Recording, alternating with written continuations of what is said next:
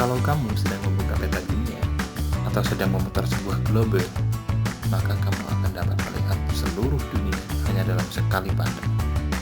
Bahkan, sekarang dunia sudah ada di dalam genggaman, di kantong-kantong celana, atau malah di plastik kecil yang bisa kamu bawa kemana-mana. Ini bukan metafora, bukan. Ini benar-benar terjadi. Dunia semakin menyempit secara drastis dalam beberapa tahun terakhir ini. Banyak negara menjadikan dirinya multikultural. Begitu juga dengan produk dan jasa dari suatu wilayah negara mulai menarik perhatian orang-orang dari wilayah negara yang tidak hanya ada di sekitarnya, tapi juga seluruh dunia. Kata Alex Turner pada penelitiannya pada tahun 2010. Contoh mudahnya seperti ini.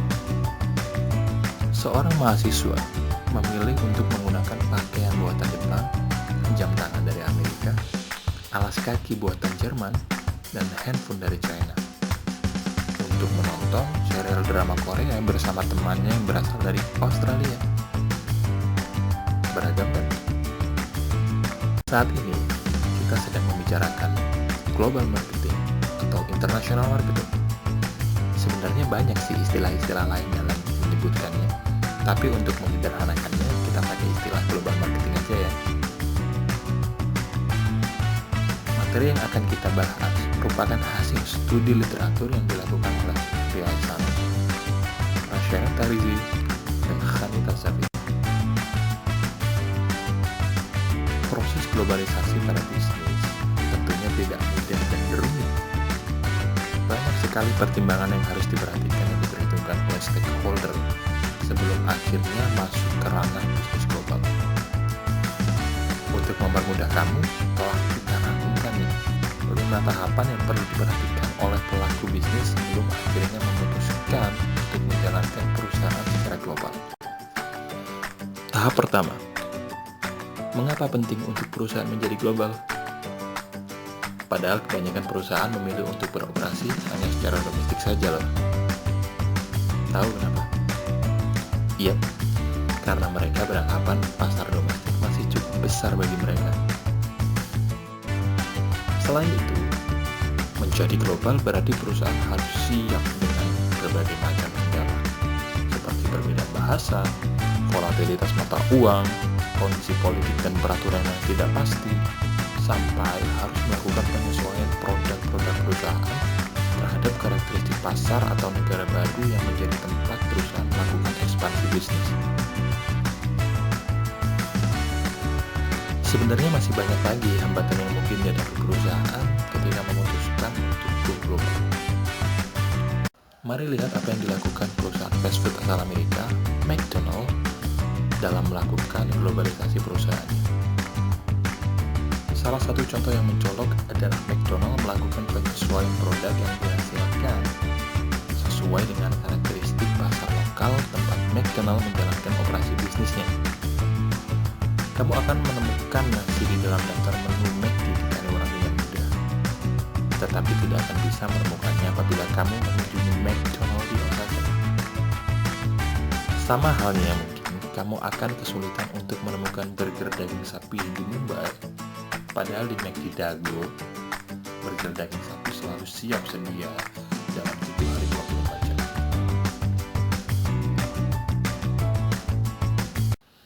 Selain gambaran tadi, sebenarnya kamu bisa loh mengklasifikasikan dengan ringkas alasan suatu perusahaan menjadi global. Kamu bisa melihat dari 3 aspek. Pertama, dari aspek permintaan. Ada beberapa alasan dan tujuan kenapa perusahaan ingin melakukan ekspansi ke luar negeri. Kalau dari sudut pandang permintaan, tentunya perusahaan merasa pasar domestik tidaklah cukup untuk memenuhi ekspektasi perusahaan. Dan juga, dengan menjadi global, perusahaan akan memiliki potensi yang lebih besar untuk mengembangkan produk yang dihasilkan. Kira-kira kenapa?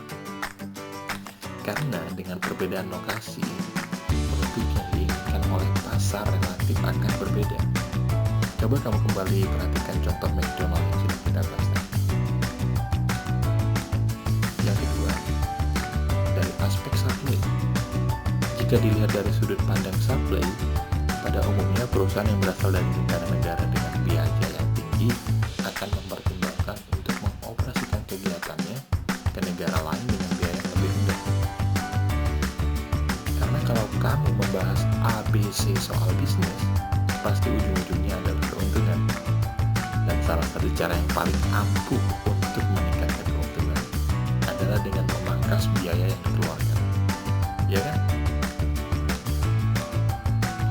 Dan yang ketiga, dari sudut atau aspek peraturan.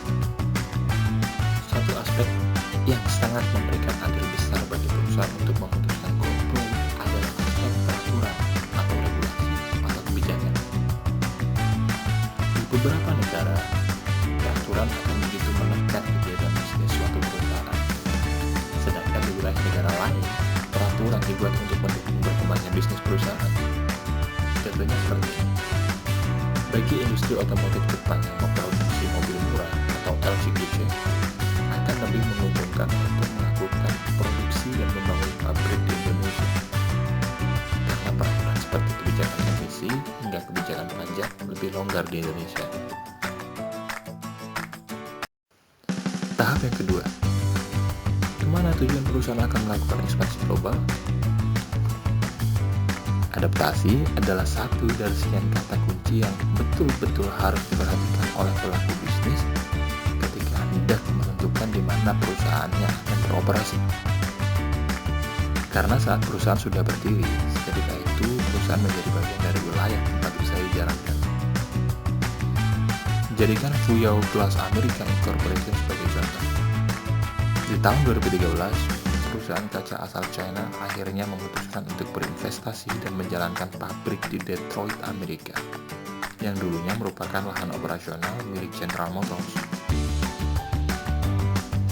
Walaupun saat ini perusahaan telah menghasilkan laba yang tinggi, namun tahun-tahun awal Fuyao di Detroit sangat berat.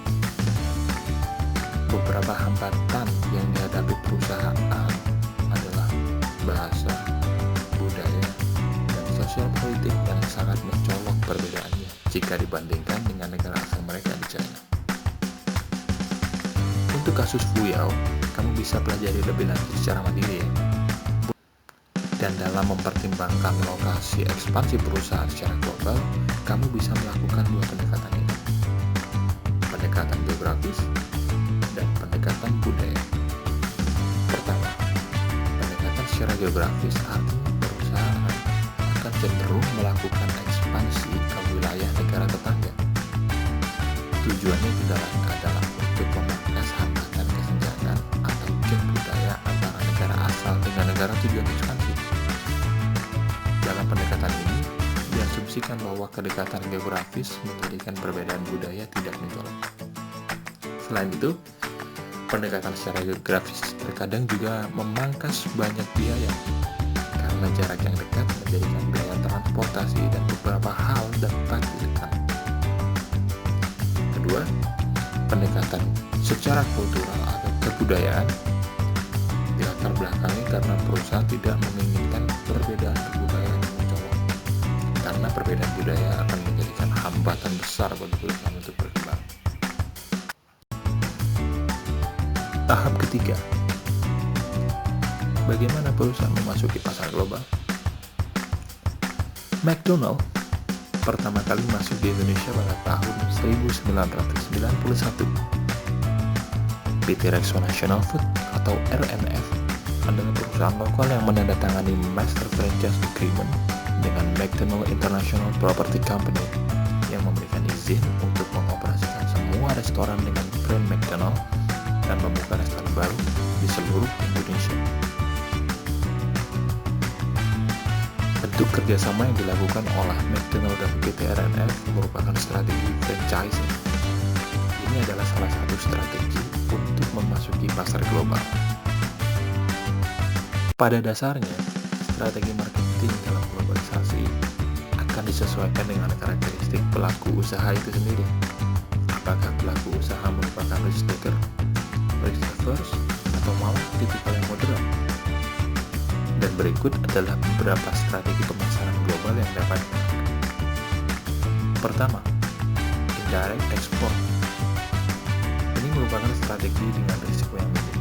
Biasanya melibatkan lokal agensi. Kemudian yang kedua, franchising dan licensing. Memiliki tingkat risiko menengah karena perusahaan akan berbagi profit dan juga berbagi risiko dengan mitra bisnisnya di negara tempat ekspansi bisnis. Kemudian yang ketiga, joint venture. Sama-sama bekerja sama dengan mitra lokal, namun joint venture memiliki tingkat risiko yang lebih tinggi karena antara perusahaan dan mitra lokal sama-sama sebagai pemilik. Yang keempat, direct export. Ini merupakan jenis ekspansi global yang memiliki risiko tinggi. Ini dikarenakan perusahaan akan menanggung semua risiko dari ekspansi bisnis yang dilakukan. Tahap yang keempat, bagaimana program marketing yang akan dilakukan perusahaan? Pada bagian ini, kamu akan belajar garis besar dari Global Product Strategies, yaitu standarisasi, adaptasi, dan kombinasi antara keduanya. Dimulai dari yang pertama, standarisasi berarti perusahaan akan menjalankan kegiatan di bidang ekspansi sesuai dengan SOP yang digunakan di kantor pusat. Penggunaan standarisasi memiliki tingkat efisiensi yang tinggi karena perusahaan global tidak perlu melakukan banyak penyesuaian yang akan membuang banyak waktu. Namun di sisi lain, standarisasi akan menjadi begitu tidak efektif karena produk yang dihasilkan atau peraturan yang dibuat tidak bisa diterima oleh lingkungan baru tempat ekspansi perusahaan. Yang kedua, adaptasi, yang berarti perusahaan memutuskan untuk menyesuaikan SOP dengan lingkungan barunya, yang berarti akan membutuhkan waktu dan menurunkan efisiensi. Namun di lain sisi, strategi adaptasi akan menghasilkan produk yang efektif dan dapat diterima oleh lingkungan sekitarnya. Dan untuk menjembatani antara strategi standarisasi dan adaptasi, ada strategi moderat yang menyisihkan kelemahan dari masing-masing strategi dan mengambil keuntungannya. Tahap kelima, organisasi pemasarannya akan seperti apa? Bentuk perusahaan dalam memasuki dunia globalisasi merupakan kebijakan yang disesuaikan dengan komitmen dari pelaku usaha itu sendiri. Hampir sama dengan bagaimana strategi perusahaan dalam memasuki pasar global pada poin 3. Adapun beberapa bentuk yang umum adalah international division, agent office, representative office, atau marketing office. Sampai di sini, kita telah mempelajari 5 tahapan yang perlu diperhatikan oleh pelaku bisnis sebelum akhirnya memutuskan untuk menjalankan perusahaan secara global. Ria, Rasyadan, dan Khanita pamit undur diri. Jangan lupa, tunggu video-video kami selanjutnya. Sampai jumpa.